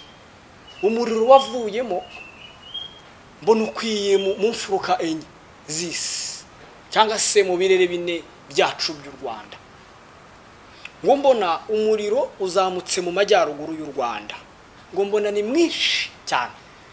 Noneho ngiye kubona mbona umuriro wongeye ugiye mu kirere cy'iburasirazuba bw'igihugu, mbona n'undi ugiye iburengerazuba bw'igihugu, ariko mbona uwagiye iburasirazuba n'uwagiye iburengerazuba byo birangana. Noneho ngiye kubona mbona n'undi nawe uza nk'usanga mu majyepfo narindi mu gihugu, ko nabonaga mperereye hagana mu majyepfo. Noneho ngiye kubona ngo mbona umuriro usanze wo ni mukeya ugereranyije n'uwagiye iburasirazuba n'uwagiye iburengerazuba cyangwa se mu majyaruguru, ariko ngo mbona mu majyaruguru y'igihugu hagiye umuriro mwinshi uruta uwagiye iburasirazuba n'iburengerazuba ndetse n'amajyepfo. Hanyuma umwuka w'Imana arasobanurira arambwira ngo uko niko ububyutse buzagenda mu isi. Arambwira ngo mu majyaruguru y'u Rwanda ari mu majyaruguru y'isi, cyangwa se ngo amajyaruguru y'isi, amajyaruguru ya Afurika yose ngazagirwamo kwambuka ukajya ni Burayi, ngazagirwamo ububyutse bwinshi kuruta indi migabane. Arongera arambwira ngo kuva mu burasirazuba bwa Afurika, burasirazuba bw'u Rwanda ari bwo bwa Afurika, ukambuka muri Aziya, ho hazajya umuriro ungana n'uzajya mu burengerazuba bwa Afurika ndetse no muri Amerika, no mu mugabane wa Amerika. Hanyuma mbona usanze mu majyepfo aho nari mperereye, umwuka w'Imana arambwira ngo umuriro uzajya cyangwa se ububyutse buzajya mu majyepfo y'isi wo ni mukeya. Nuko nasobanuriwe ukuntu ubwo bubyutse buzagenda. Hanyuma rero umwuka w'Imana arambwira ngo ambwira ibihugu 4, yarabimbwiye ibihugu 4 Imana ngizahagurutsamo abakozi hamwe n'u Rwanda, bagahagurukana n'u Rwanda. Ibyo bihugu 4 byatoranyijwe hamwe n'u Rwanda, ariko ibyo bihugu 4 ni bya Afurika. None ngira amatsiko yo kumenya impamvu ibyo bihugu ari bya Afurika. Nk'uko Imana arambwira ngo Afurika ni igiye kubera umucyo, igiye guhindukira umucyo isi yose. Ariko yabanje kumbwira ngo u Rwanda ni wo mucyo w'isi. Hanyuma arambwira ngo Afurika ni igiye kuvamo abakozi benshi bakwirakwiza ubwo bubyutse mu isi yose iwacu muri Afurika.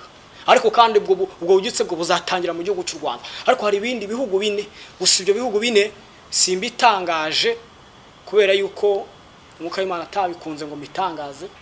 Yenda hari ngira ubuntu bwo kubona uburyo njya muri ibyo bihugu, bizakunda nzabaha message y'amabwire ntangaze, cyangwa se sina ngombwa. Ariko ibyo bihugu bizahagurutswamo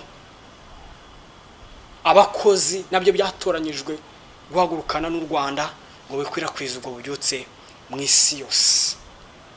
Nagize ikibazo kimwe nibajije mu mutima, ndavuga ngo Mana, ubu bubyutse buzagenda mu isi gute ko mbonye uko icyogajuru kigiye gifite imbaraga ari kimwe, nta byogajuru 2 byahagurutse ari kimwe cyangwa se 3.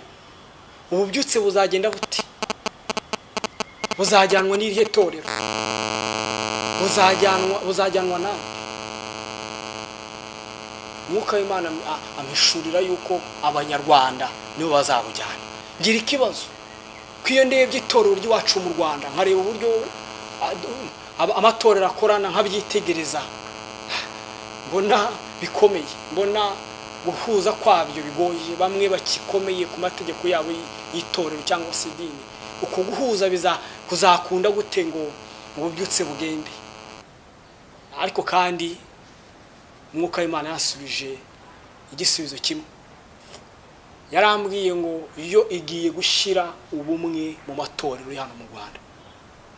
Itorero ryo mu Rwanda hamwe iwacu nsengera nabaho mwene data usengera, Imana igiye gushyiramo ikintu cyitwa ubumwe ndetse n'urukundo. Ni Imana igiye kubyikorera.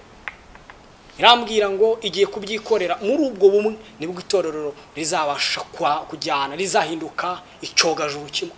Si ibyogajuru 2 not, ni icyogajuru kimwe. Imana izatubumbira hamwe hanyuma idukwize mu mahanga yose. Haleluya. Nongeye kubwirwa yuko itorero rigiye guhagurukirizwa gusohoza iyi mishoni mu isi yose. Iyi misiyo nabwiwe iboneka muri Yeremiya, n'ubundi cya gice turimo kuko niho tukiri, turimo tuvuga muri iki gitabo, igice cya mbere umurongo w'10 havuga hati, haravuga ngo Imana ihamagarira Yeremiya ubuhanuzi. umurongo w'icumi haravuga ngo dore ngushyiriye hejuru y'amahanga n'ibihugu by'abami kurandura. Iyo niyo misiyo ya mbere, ni misiyo esheshatu.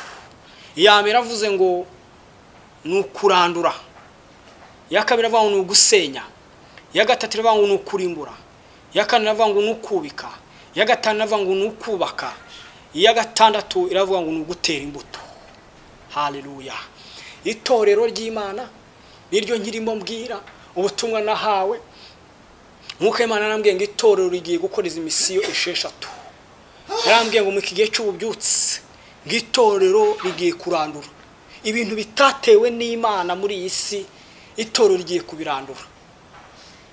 Haleluya. Kuko Imana idushyiriye hejuru y'amahanga. Cyagiye cya Yeremiya yamushyiriye hejuru, cyagiye nicyo tugiye kongera kwisangamo, cyangwa se mu gihe cy'ububyutse nicyo tugiye kongera kwisangamo.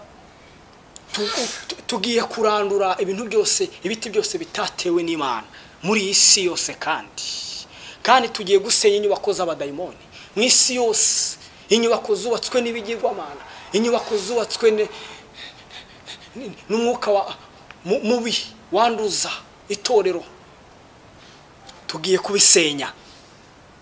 Hanyuma rero tuzanarimbura burundu, turimbure ibyari byaratewe, tubikuremo, kandi tuzongera twubike.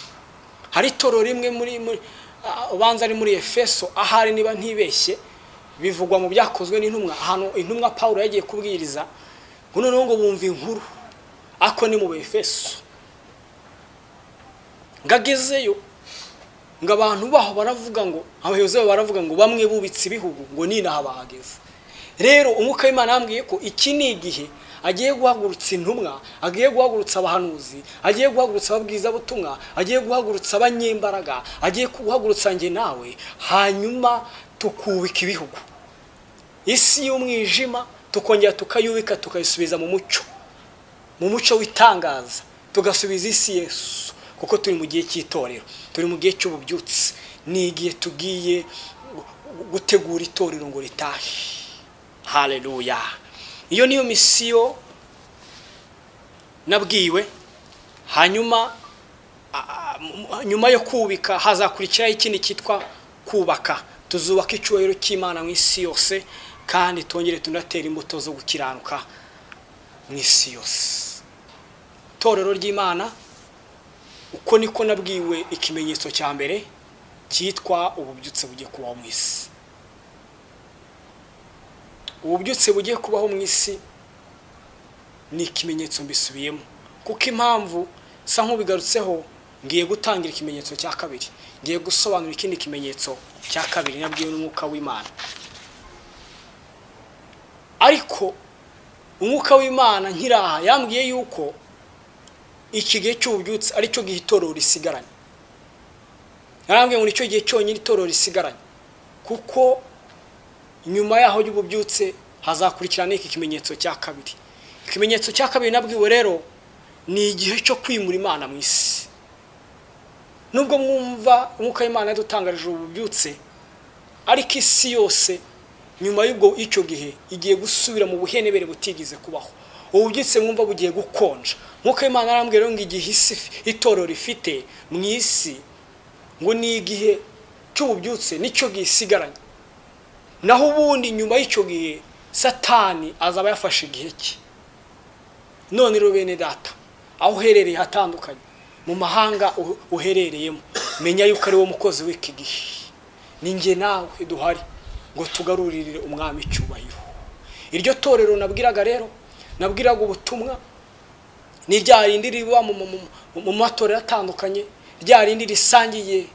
Ubundi itorero aho riri dusangiye ibintu bibiri, ariko ibindi byose turatandukanye. Dusangiye umwami Yesu, tugasangira n'ibidutunga, nta bindi, ni ijambo ry'Imana. Ibindi byose indi doctrine z'amatorero tugiye dutandukanye rwose. Ariko mu matorero yose atandukanye ya Kristo dusangiye ibintu bibiri. Dusangiye umwami Yesu kari we mukiza wacu, tukanasangira ijambo ry'Imana. Yesu niwe ijambo ry'Imana. Tukanasangira ijambo ry'Imana kuko nibyo biryo bidutunga bizatuma tugera mu ijuru. ikimenyetso cya kabiri rero nicyo kwimura Imana. Bene data, nsabiye cyane abazasorwaho n'iki kimenyetso bazaba bakomerewe cyane. Reka tukivuge namwe muracyumva mu gisobanukirwe. Ahangaha nahawe icyanditswe kiba mu rwandiko rwa kabiri Pawulo intumwa yandikiye Abatesaloniki. Turasoma ibice bibiri.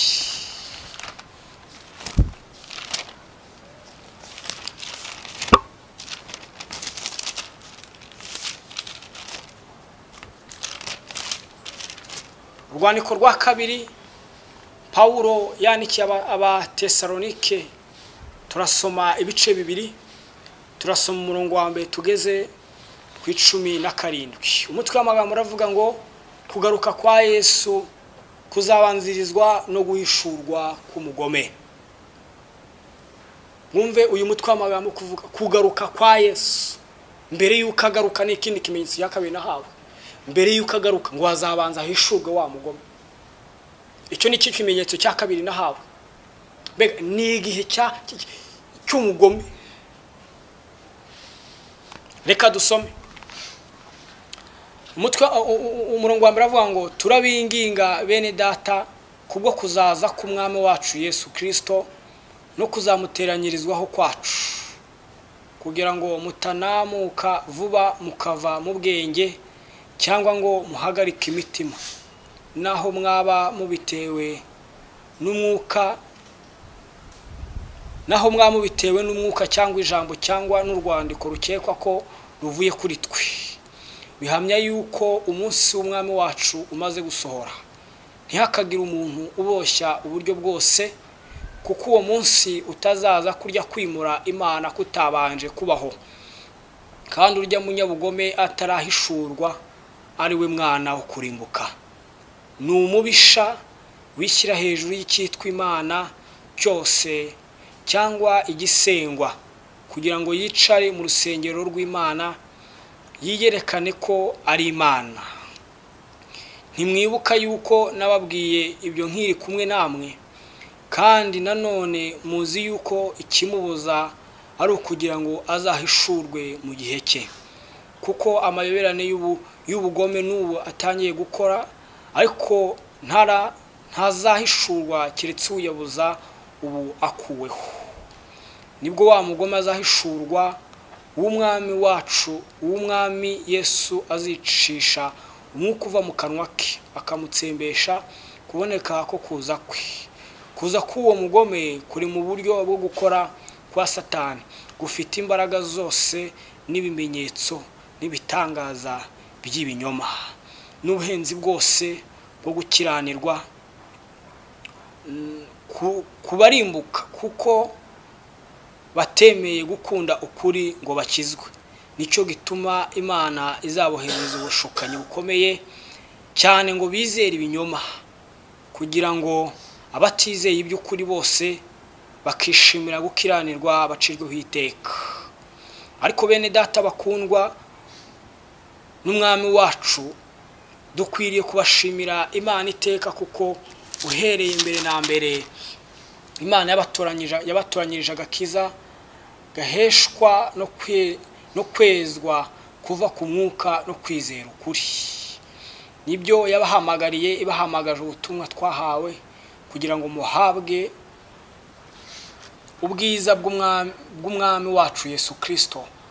Nuko rero bene data, muhagarare mushikamye, mukomeze inyigisho mwigishijwe, naho zaba arizo mwigishijwe n'amagambo yacu cyangwa n'urwandiko rwacu, kuko umwami wacu Yesu Kristo ubwe n'Imana Data wa twese yadukunze ikaduha ihumure ry'iteka ryose n'ibyiringiro byiza kubw'ubuntu bwayo.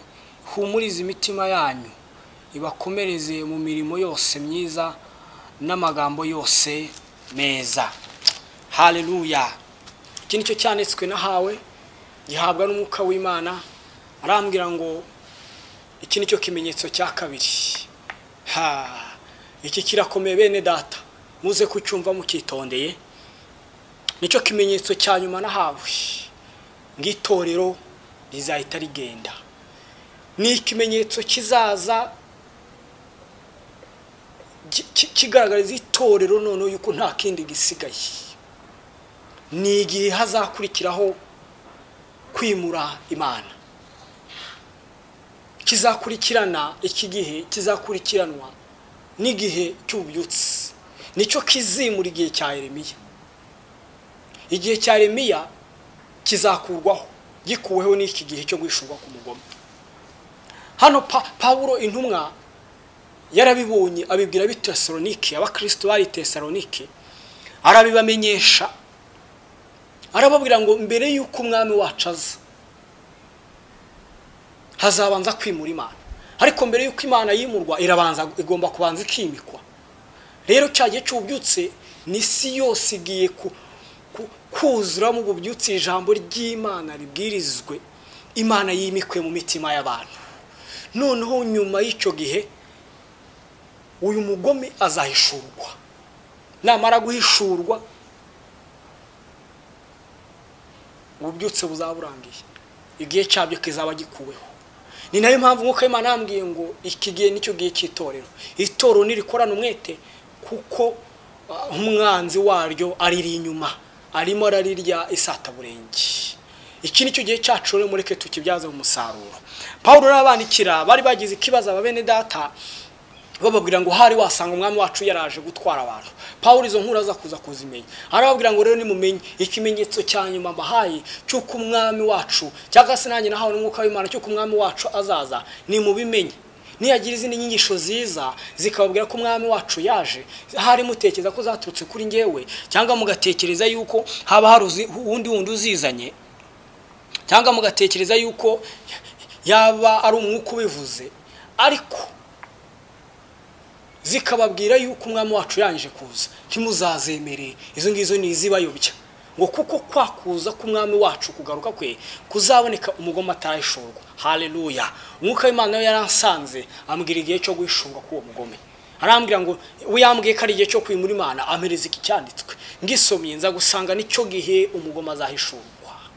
Uwo mugome nindi? Si umuntu uzaza, ntabwo ari umuntu, ni igihe cya Satani. Uwo mugome nta wundi ni Satani.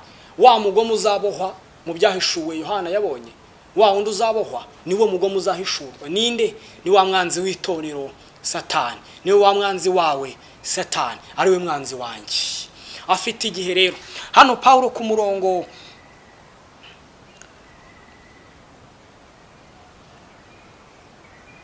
wa 6 haravuga ngo none muzi yuko ikimubuza ari ukugira ngo azahishurwe mu gihe cye.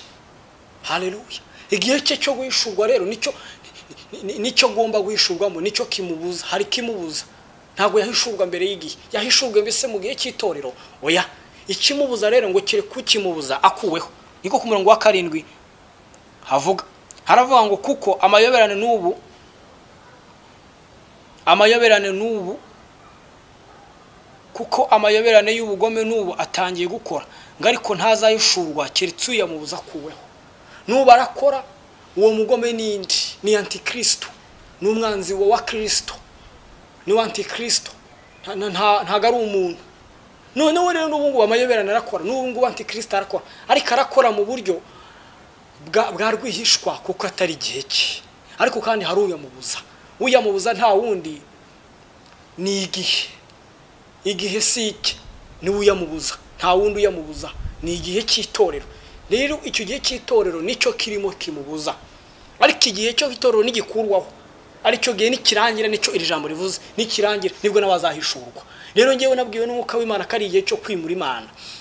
Noneho mpawe iki cyanditswe, mbwirwa yuko icyo gihe ari cyo cyo guhishurwa ku mugome. Haleluya. Icyo gihe itorero rizaba rikiri mu isi, ariko itorero rizacyo gihe abazaba bakiriho bazagwiza ishyano. Nabyita ishyano kuko bazaba bari mu karengane gakomeye. Imana yambwiye yuko igihe cy'ububyutse buzakonja, icyo gihe isi yose igasubira mu buhenebere butigize kubaho kuva Yesu yaza mu isi. Nongera ndabwirwa ngo nanone ngo ni igihe cyagenewe Satani cyo gukora yeruye. Icyo gihe ni igihe cyagenewe Imana nyine ifite uko yumvikanye na Satani kuko baraganira. Yobu ni watubereye urugero ngo Satani yaragendagendaga mu isi, Imana izamura ikiganiro iganira nawe. Satani aganira rero ni Imana. Rero mu masezerano bagiranye nuko hari igihe cya Satani. Ijambo ry'Imana iko ritubwiye igihe cye kirahari, ni igihe itoro ritazivanga mu gihe cya Satani. Rero ngo icyo gihe ni igihe cye, kandi ngo icyamubuzaga gukora yeruye ngo ni igihe cy'itorero. Ibi ngibi nabe babwiye guhabanje cyangwa se ko ijambo ribivuga. Nongeye kubwirwa ko icyo gihe hazaba karengane katigeze kubaho ku itorero ry'Imana kandi mu isi yose. Icyo gihe noneho hazaba karengane katigeze na kubaho. Danieli we hari ukuntu yavuze icyo gihe mu gitabo cy'umuhanuzi Danieli.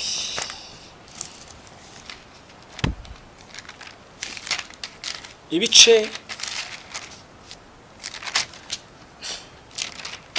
ni 7 umurongo wa 21 haravuga ngo maze mbona iryo hembe rirwanya bera agenda kubanesha kugeza aho umukuru nyiribihe byose yaziye agatsindishiriza abera bisumba byose. Igihe kirasohora abera bahabwa ubwami. No kuvuga ngo icyo gihe Danieli we ukuntu yakibonye, yarakibonye abona bera bazaba benda kuneshwa. Yewe wibaze ko bazarwanywa bakenda kuneshwa, bakenda uzabarwanya ninde? N'uyu mugome ko azaba ari mu gihe cye. None aha ntibikunda ngo turwanye kuko si igihe cye, ariko mu gihe cye abera bazarwanywa ndetse bende no kuneshwa. Niko Danieli wabivuze ngo bazendane kuneshwa, ng'Imana izaba ibibona. Ariko umwami nyiribihe Imana izamanukira gutabara abera bazabenda kuneshwa. Uwo rero uzabanesha ni wowe, ni wa mugome, ni Antikristo. Azaba ageze igihe cye cyo gukora yeruye. Muri icyo gihe abera bazarwanywa bende no kuneshwa. Ni igihe kibi, ni igihe cy'ubugoryi, abihuye nuko nakibonaga mwiyerekwa. Ni igihe kibi, ni igihe cy'ubugoryi, ni igihe gicuramye, ni igihe utamenya ukuntu kizaba giteye. Gusa ni kibi, ni igihe cy'umwijima. Haleluya. Rero itorero rizarenganywa. Niyo mpamvu hano yavuze ngo bazenda kurwanywa Danieli we, ngo bazarwanya ngo ndetse bende kuneshwa, Imana izitabare. Icyo gihe kandi ngo hazaza ubuyobe butigeze kubaho. Hazaza ubuyobe mu buryo budasanzwe butigeze kubaho. Kuko ni igihe cya Satani ngazana ubuyobe buyobya abakristo. Abazaba batarajyanywe n'akarengane ngo barenganywe bayikomeye kukuri kw'ijambo ry'Imana. Muri icyo gihe abo ngabo ubutumwa buyobya buzabakamburamo ijambo ry'ukuri, nabo bisange baranamutse. Imana irengera b'icyo gihe turabasabiye mu izina rya Yesu. Hanyuma nkiri mu mwuka, haleluya haleluya, shitali bande gonestai, nkiri mu mwuka, iki kintu reka mucyumve neza. Nkiri mu mwuka, Imana yambwiye ijambo ry'Imana ryongeye kungeraho maze riratinda cyane. Numva rimbwira ngo mbwira itorero yuko muri icyo gihe bizaba bimeze bityo, ngo nibwo itorero rizimurwa. Haleluya haleluya haleluya. Itorero ngo rizimurwa muri icyo gihe cy'umugome. Haleluya. Imana ishimwe yuko yatugeneye wacu heza. Imana ihabwa icyubahiro, Imana ihabwa icyubahiro. Itorero rero rigeze igihe cyo gutaha. Mu kimenyetso cya kabiri nibwo itorero rizataha. Uko niko nabwiwe n'umwuka w'Imana. Aho nari ngize ngo muhatinde mwumve igihe umwuka w'Imana yambwiye itorero rizatahira. Itorero rizataha muri icyo gihe. Ntago ritinze rero, ni vuba hano. Nibimenyetso bibyanye nibigiye gusohora maze itorero tugataha iwacu. Haleluya. Vuga ngo amen. Haleluya haleluya. Muri icyo gihe nibwo itorero rizataha. Bene data, intumwa za kera zabwirwaga yuko umwami wacu agiye kugaruka, ariko ntibabwiwe igihe. Ariko twebwe ba none dusohowe n'iyo minsi, umwuka w'Imana yambwiye igihe tuzatahira. Yarabimbwiye. Nawe rero niba uri umunyetorero, nawe niba ukunze itorero, niba nawe wanyoterwa kuza muri iryo torero, ndagira nkubwire ngo iwacu twenda kuhasohora. Nimuhumure, tugeze ku masozo y'urwo rugendo. Tugeze ku masozo. tugeze ku mperuka yacu y'itorero bene data ngo dutaye iwacu tujye gusanganira umwami wacu. Haleluya, ndumva mfashijwe cyane. Ngo kandi uko kwimura Imana, kandi ko kwimura Imana ngo ari cyo kimenyetso cya kabiri mbega cya nyuma ku itorero ngo ryimurwe. Haleluya. Muri icyo gihe nubwo kigoramye, muri icyo gihe nubwo ari igihe kibi, muri icyo gihe nubwo ari igihe utamenya ubusobanuro bwacyo, umwuka w'Imana yarambwiye ngo nubwo bizaba ari bibi gutyo ngo nibwo nzimura itorero. Amen, amen. Niyo mpamvu hari cyanditswe nahawe n'umwuka w'Imana, ni ibyanditswe bibiri biboneka mu butumwa bwiza bwa Luka, bwanditswe na Luka ibice 18 ndetse n'umurongo w'8. Ni umugani w'umucamanza n'umupfakazi wamutitirije, ariko ndagira ngo dusome umurongo w'8. Havuga ngo ndababwira yuko izazirengera vuba, ariko umwana w'umuntu naza mbega azasanga kwizera kukiri mu isi. Yesu yacaga umugani w'umuntu watitirije, umukecuru watitirizaga. Ntabwo iyi mirongo yose nyisomye, shatse gusoma umurongo w'8 kuko ari ryo jambo numvisha umwuka w'Imana atindaho asobanura iby'icyo gihe. Arambwira ngo nubwo bizaba bimeze bityo, Imana izarengera intore zayo, izazirengera. Nubwo azaba ari mu bihe bikomeye, izazirengera. Icyakora ubuzima bwazo kuba icyo gihe bizaba ari ibihe bigoye, bizaba ari ibigoye mu bijyanye no kubaho, bizaba ari ibihe bigoye, ariko umwami azazirengera. Ariko Imana ngo yongeye kwibaza ikibazo ngo mbese umwana w'umuntu najya kugaruka azasanga kwizera kukiri mu isi. Yesu yari yarebye imbere kandi yacaga umugani w'abacamanza. Ibyo Yesu yaravuze ku murongo w'8 bisa nkaho bidahura cyane n'ibyo uyu mugani yacaga, ariko yari yarangije kureba imbere ibyo bihe bizaza imbere. Arabireba igihe cy'akarengane, areba ko ari igihe cyo guhishurwa ku mugome, la sereba shisande negrere. Arabireba, arabyitegereza, aravuga ngo mbese ninza zasanga hari abantu bagifite kwizera? Mbese muri iki gihe cy'umugome hazaba hari abantu bagifite kwizera? Nicyo kibazo Yesu yibajije. Namwe nimwumva icyo gihe ukuntu kigoramye, nimwumva icyo gihe Yesu ukuntu yakirebye akavuga ngo ndatangaye, ubuse n'ingaruka nzasanga hari umuntu ugifite kwizera. Nibyo ngibyo Yesu yararebye. Hari ikindi cyanditswe kandi nahawe muri Matayo ibice n'ubundi 22.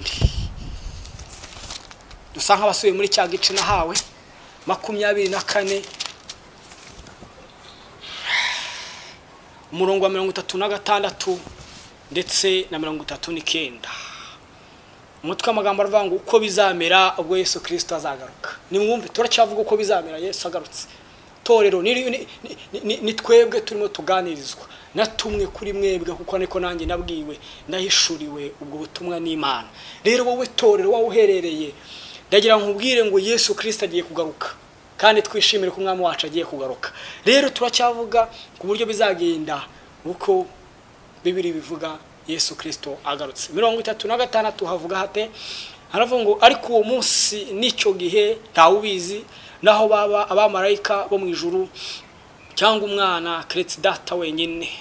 Uko iminsi ya Nowa yari iri no kuza ku mwana w'umuntu niko bizaba, kuko nkuko bari bameze muri icyo gihe iminsi yabanjirije umwuzure, bararyaga, baranywaga, bararongoraga, barashyingiraga, bageze umunsi Nowa yinjiriye mu nkuge. Haleluya. Ntibabimenya kugeza aho umwuzure waziye ukabatwara bose.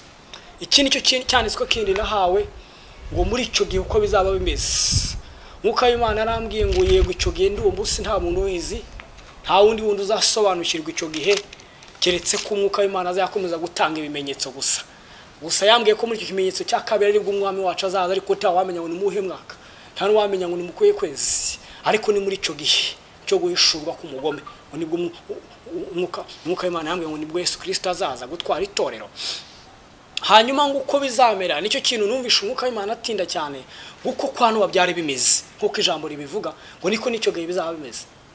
Kwa Nowa iyo nkuru murayiza babisomye, Imana yitegereje isi y'icyo gihe, ngiritegereza ngireba Nowa wenyine ngo ni wenyine ukiranuka. Namwe mwibaza icyo kintu, reba nko mu Rwanda rwose wicaye ukareba miliyoni dufite zirenga 12, ukareba ugasanga wowe uri kubyumva niwe wenyine ukiranuka, wowe umwe ntutekereze mugenzi wawe cyangwa ari n'inshuti yawe ugasanga wenyine wowe ni wowe ukiranuka. Wibaze muri miliyoni zindi zirenga, wibaze abandi bose baba bari mu mwijima, baba barataye Imana. Ntibakunaga icyo gihe hari ubuhenebere bubi, batubaha Imana. Nk'uko Imana yarambwiye ngo muri icyo gihe hazaba ubuhenebere bubi, hazaba gukonja kubi, ububyutse buzaba bwarazimye, yewe nk'ubutarigize no kubaho. Isi zacura umwijima bitigize kubaho. Nk'uko Imana yarambwiye ngo ni igihe kibi kandi kigoramye, ni igihe cy'ibyaha bibi, kuko namwe ni mu byumve ni igihe cy'umugome, kandi wa mugome ibye byose ni ibyaha, ntagira gukiranuka, ahubwo kwa ibyaha bye byose nibanze n'ibitarabayeho icyo gihe azabishyiraho. Rero icyo gihe kiragereranywa nuko kwano byari bimeze. Haleluya, haleluya. Nk'uko Imana yarambwiye ngo mu isi yose, mu migabane yose, abantu bazatakaza ukuri kw'ijambo ry'Imana, basigare baranamutse, basigare bari mu mwijima gusa, mu buryo butigize kubaho. Ngicyo akora ubwo buryo ngo buzagereranywa no kwano. Namwe nimwumva iyo image y'ukuntu bizaba bimeze. Yesu yagerageje kutwereka ukuntu bizaba bimeze icyo gihe cyo guhishurwa k'umugome. Icyo gihe rero kibi kigoramye gutyo kizaba kigereranywa no kwano. Cyakora nyine bazaba bakora imirimo isanzwe, iterambere rikorwa, abantu bazabubaka amazu baguwe neza, amafaranga bayashakisha, mbega bizaba ari ubuzima busanzwe nko kwano. Ariko kandi azaba ari igihe kigoramye cy'umwijima. Nawe wibaze ko icyo gihe isi yose uzajya ureba nko mu gihugu ugasanga harimo nk'abantu batarenze 100 bakiranuka. Rero bene data, ndi kugana ku musozo w'iki cyigisho cy'uyu munsi, ibindi tukazakomeza. Ndagira ngo mbabwire ngo icyo gihe ni kibi, icyo gihe kiragoramye. Nawe nusenga ujye usabira b'icyo gihe abantu Imana ikwiye kubarengera. Bene data muri Kristo Yesu bazaba ari icyo gihe bakwiye kurengerwa n'Imana. Imana ibarengere. Ariko ndashima Imana yuko yirahiriye kizajya ibarengera, nubwo umugoma azaba akorana n'umujinya mwinshi, ariko Imana izarengera abera bari icyo gihe, nubwo bazakurwa mu kurenganwa gukomeye n'ubuyobe bukomeye. Nawe wumva ko icyo gihe ni kibi, hazaba hari ubuhenebere bukomeye. Niyo mpamvu Yesu yabirebye akibaza ngo mbese ni ingaruka nzasanga kwizera kukiri mu isi. Bene data muri Kristo Yesu, bene data dusangiye umwami Yesu, bene data dusangiye ijambo ry'Imana ry'ukuri ariyo Bibiliya. Ndagira ngo mbahumurize, mbabwire ngo nimuhumure tugiye gutaha. Ndababwira iby'umwuka Imana yambwiye, nibi ngibi umwuka Imana yamishuriye. Ndi kugana ku musozo. Ndabashimiye cyane kandi yuko kigisho cy'uyu munsi cyangwa se ubutumwa bw'uyu munsi bwa mbere mu bwumvise. Yesu nabagirire neza, Yesu nabaha umugisha, abahazi ibyiza mu minsi ya none. Ariko ndagira ngo mbabwire ngo mukomeze mwiyezeho, dukomeze twiboneze, dukomeze dutungane. Kuko nibwo butumwa nari mfite ku itorero ry'Imana, nibwo butumwa nari mfite nahawe n'Imana. Namwe ni mubwakire, mu bugenzuzi ijambo ry'Imana muzamenya ukuri kwabwo, kuko niba ari ugukuri cyangwa atari ugukuri. Yesu nabaha umugisha. Rero tuzongera duhura ubutaha, akomeza abahazi ibyiza muri minsi ya none. Gusa iminsi ya none ni iminsi yo kwezwa no gutunganwa. Itorero ry'Imana nakwishimira cyane ko ubutumwa bugera mu mahanga yose. Imana imaze kumpa ubutumwa ku itorero, nayibajije ikibazo, navuga ngo kubona ijwi ryanjye ari ritoya, ukabona ntabasha kuvuga ijwi ryumvikana ngo rigere kure, none ubutumwa buzagera mu mahanga. Abitorero mu ndimi zitandukanye bazamenya bate? Kuba imishuriye ngo mutangariza abantu bizagenda biti? Ndabyibazaho cyane, numva mbitinzeho cyane, ariko sinabonye ibisubizo. Ntacyo nk'uko Imana yansubije, ariko kimwe cyo nahumurijwe nacyo nuko yatangije urugamba niyo irusoza. Rero mwene data uvuga ururimi rutandukanye n'urwo mvuga, yewe mwene data uvuga uri mu mugabane itandukanye n'undi muri mu gihugu gitandukanye nicyo ndimo, Imana iguhumugisha numenyesha bene so ubu butumwa n'igihe bagezemo. Imana iguhumugisha nubasangiza kugira ngo baze barebe kuri chaîne Vision TV, baze barebe ubu butumwa, bamenye icyo umwami Imana bagambiriyeho. Yesu nabahumugisha. Ndabasezeyeho yari mwene so Ejide Ndabarasa, basabiye umugisha. Mureke dushima Imana. Mana data, Mana igira neza. Rashida le masizene monde egrerevo, rashira grene mutai. Nesizaramo eregrere vone natinde shay.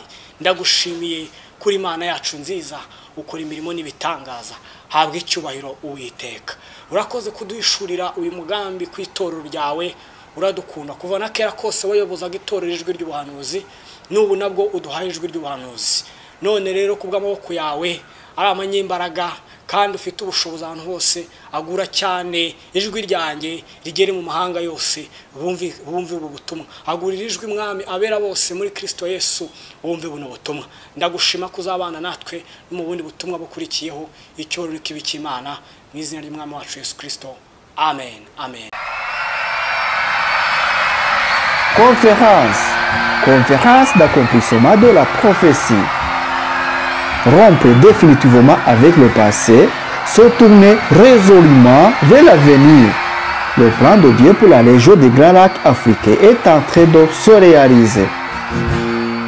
Tu es celui qui ouvre les yeux des aveugles. Tu es celui qui change les vies. Rwandaises, Rwandais, Burundaises, Burundais, Congolaises, Congolais, et vous toutes et tous, habitants dans divers endroits de la planète. Nous, les femmes révélées du réveil, avons l'immense joie de vous inviter à une conférence spirituelle prévue à Utrecht, aux Pays-Bas, du 31 octobre au 2 novembre 2025. L'objectif de la conférence est de dévoiler et d'expliquer le plan de Dieu pour la région des Grands Lacs d'Afrique centrale, tel que Jésus-Christ lui-même l'a révélé à notre sœur Marie-Esther Murebwayire. Ce plan de Dieu porte entre autres sur les éléments ci-après. Un réveil spirituel sans précédent dont l'Afrique centrale sera un foyer de départ. La gloire de l'Église des derniers temps et la gouvernance inédite du nouveau pays et la préparation au retour dans nos pays d'origine respectifs, d'où nous reviendrons vers les anciens pays d'accueil avec un message de réveil appuyé par des témoignages vivants. Nous romprons définitivement avec l'ordre ancien et entrerons dans une ère nouvelle conformément à la parole de Dieu que voici. Regarde, je t'établis aujourd'hui sur les nations et les royaumes pour que tu arraches et que tu abattes, pour que tu ruines et que tu détruises, pour que tu bâtisses et que tu plantes. Et c'est dans Jérémie au chapitre 1er, verset 10. L'acte de rupture avec le passé sera posé en présence des anciens de l'Église et des hommes politiques résolument décidés à tourner le dos à l'ancien système au sein duquel ils ont évolué. Les concernés réaffirmeront leur ferme volonté d'entrer et d'œuvrer dans le nouvel ordre qu'ils auront officialisé en le proclamant publiquement. Ce sera également l'occasion de marquer officiellement le passage de témoins entre générations dans le cadre d'un projet dénommé Ruma, ainsi que la langue rwandaise pour Rwanda, umurage utegura amateka mashya muri Yesu Kristo. Cela est par ailleurs conforme à une prophétie d'Ésaïe libellée en ces termes. Ne pensez plus aux événements passés et ne considérez plus ce qui est ancien. Voici, je vais faire une chose nouvelle sur le point d'arriver. Ne la connaîtrez-vous pas? Je mettrai un chemin dans le désert et des fleuves dans la solitude. Les bêtes des champs me glorifieront, les chacals et les autruches, parce que j'aurai mis des eaux dans le désert, des fleuves dans la solitude, pour abreuver mon peuple, mon élu. Le peuple que je me suis formé publiera mes louanges. Et c'est dans Ésaïe au chapitre 43, versets 18 à 21. Nous vous souhaitons la plus cordiale des bienvenues. Que l'Éternel vous bénisse. Pour toute demande d'information, contactez plus 33 7 66 05 50 77 ou plus 41 7 94 51 80 05.